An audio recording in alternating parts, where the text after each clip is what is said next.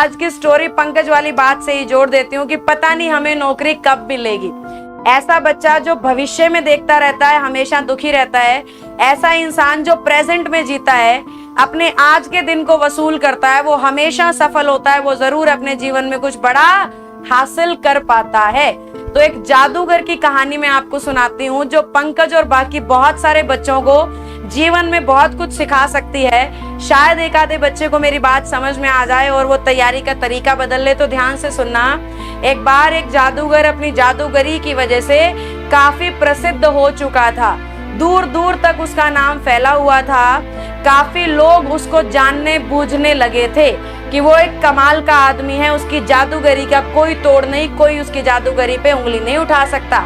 तो इतना फेमस जब कोई इंसान हो जाए तो उस एरिया का राजा उससे मिलना पसंद करता है। तो राजा साहब ने उन्हें बुलाया कि भाई तुम्हारा बहुत नाम सुना है, हमें भी कोई जादूगरी दिखाएं। तो उस जादूगर ने सोचा आज तो राजा ने बुलाया है, कोई बहुत बढ़िया जादू दिखाऊंगा और बहुत सारा इनाम पाऊंगा, क्योंकि राजा को अगर मैंने खुश कर दिया तो आगे मुझे जादूगरी दिखाने की कोई जरूरत नहीं है।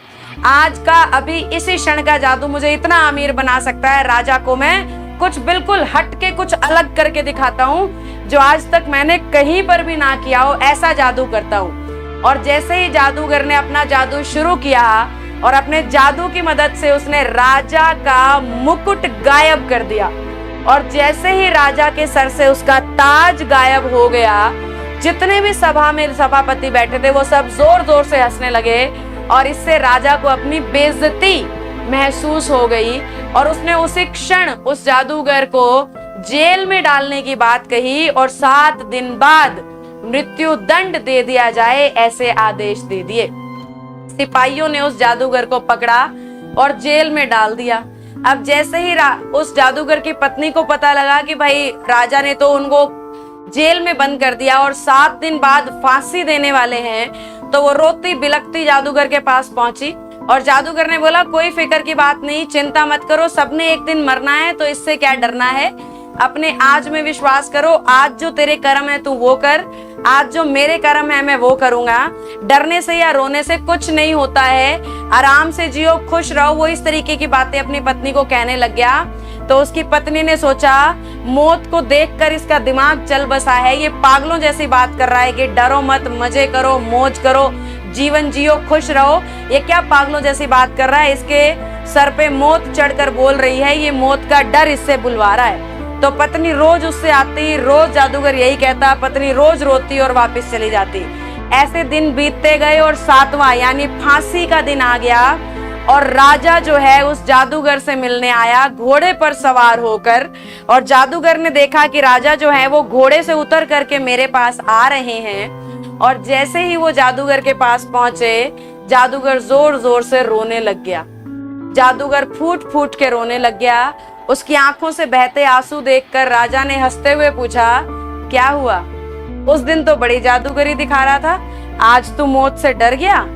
जादूगर कह रहे हैं नहीं राजा साहब, मृत्यु से नहीं डरता हूँ, लेकिन ना मैं पिछले 1 साल से अपने घोड़े को उड़ाने की कोशिश कर रहा था। मैं एक ऐसी कला सीख रहा था जिससे घोड़ा उड़ सके।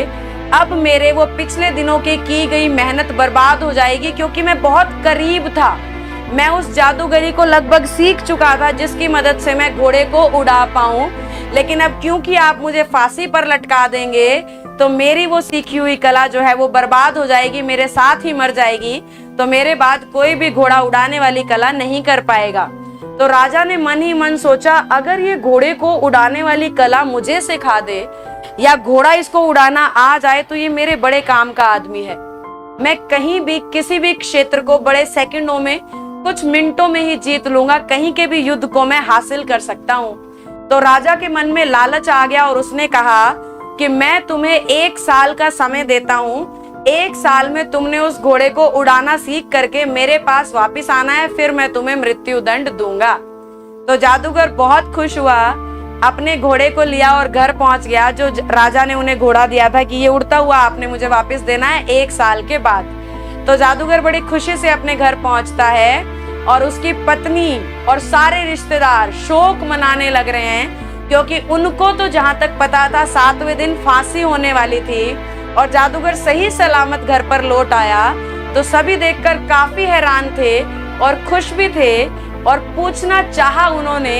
तो जैसे ही सारे रिश्तेदार चले गए, जादूगर की पत्नी ने जादूगर से पूछा, ये कमाल कैसे किया तुमने? राजा तो तुम्हें फांसी पर लटकाने वाला था, तो तुम बचकर कैसे निकल आए? जादूगर ने कहा कि मैंने राजा को ये कहा है, 1 साल में मैं उन्हें उड़ने वाला घोड़ा बना करके दूंगा। इस शर्त पे राजा ने मुझे फ्री कर दिया है। जादूगर की पत्नी फिर से रोने लग गई कि अरे क्या बेवकूफियानापन है, घोड़ा थोड़ी ना कभी उड़ता है, तो तुम्हें तो वो फिर से मारेगा 1 साल के बाद। जादूगर फिर कहता है, आज में जी ले, आज को सवार ले, आज जो कर्म है ना वो कर ले। आज के कर्मों का फल भविष्य में मिलेगा, भविष्य किसी ने नहीं देखा है। 1 साल बाद मुझे भी पता है मैं घोड़े को नहीं उड़ा सकता, लेकिन 1 साल में 100 मौसम बदलेंगे और बहुत कुछ है जो मैं कर सकता हूँ। और वो अपने जीवन को जीने लग गया और पत्नी फिर से रोने लग गई कि भाई ये बहुत अजीब आदमी है, ये अभी भी अपनी मौत को हाथ में ही लेके घूम रहा है, घोड़ा तो कभी उड़ना नहीं, तो मेरे लिए तो ये मरे समान है।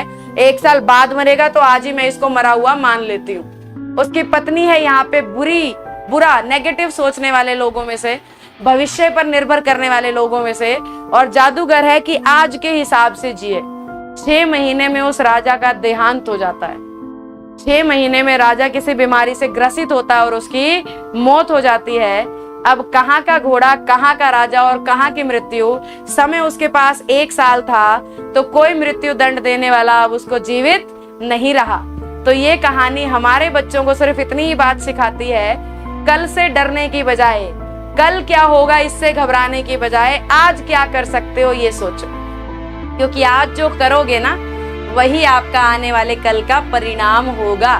तो कल के परिणाम से डरना बंद करें। ये होगा नहीं होगा, ये आएगा नहीं आएगा, इंग्लिश होगी नहीं होगी, आज से सीखना शुरू करें, आज से मेहनत लगानी शुरू करें। क्योंकि आज जो आपके कर्म हैं वही आपका कल भविष्य बनाएंगे। आज कर्म अच्छे करोगे तो कल भविष्य अच्छा बना पाओगे, और आज कर्म करने से ही डर जाओगे तो कल भविष्य कहाँ से बनाओगे। आई होप आपको कहानी अच्छी लगी होगी, किसी ना किसी बच्चे के दिल पे पक्का असर हुआ होगा। नहीं भी हुआ हो तो भाई एक ही निचोड़ है, आज कर्म कर लो, फल की इच्छा ना करें, फल तो अपने आप मिलेगा कर्मों के हिसाब से। ये तो गीता में कृष्ण भगवान जी ने भी कह दिया है। तो अब उसके ऊपर मैं तो आपको क्या ही कहूंगी, समझदार को इशारा ही काफी है। A word is enough for a wise.